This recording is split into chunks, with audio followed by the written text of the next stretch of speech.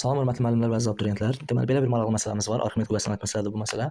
Çəkisi 2P olan K cismi sıxlıqları PL və PM olan mayelərdə şəkillər kimi tarazda olduğu zaman T1 və T2 iplərində gərilmə qüvvəsi, T1-dəki gərilmə qüvvəsi olur 3P bölünsün 2, T2-də olur P bölü 2. P bölü 2. Bilirik ki, tarazlıq şərtinə görə, əvvəlcə bu cisimlərə təsir edən qüvvələri göstərək. Baxın, K cismi aşağıya doğru, rəngi dəyişək.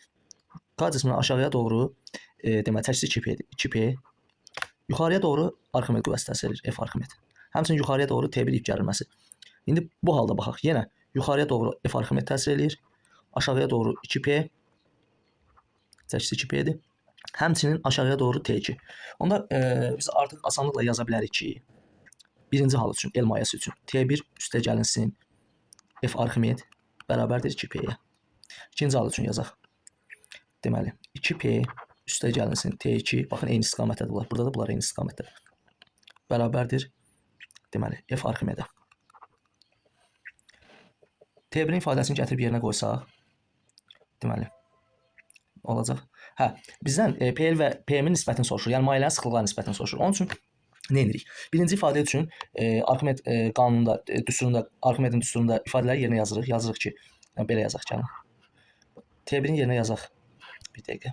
T1-in yerinə yazaq. 3P bölünsün 2, üstə gəlinsin rho L və cisim J bərabərdir 2P-yə. Bunun üçün yazaq. İkinci üçün 2P üstə gəl. T2 neçədir? P bölü 2. 2 bərabərdir F Arximed. Rho maye və cisim J.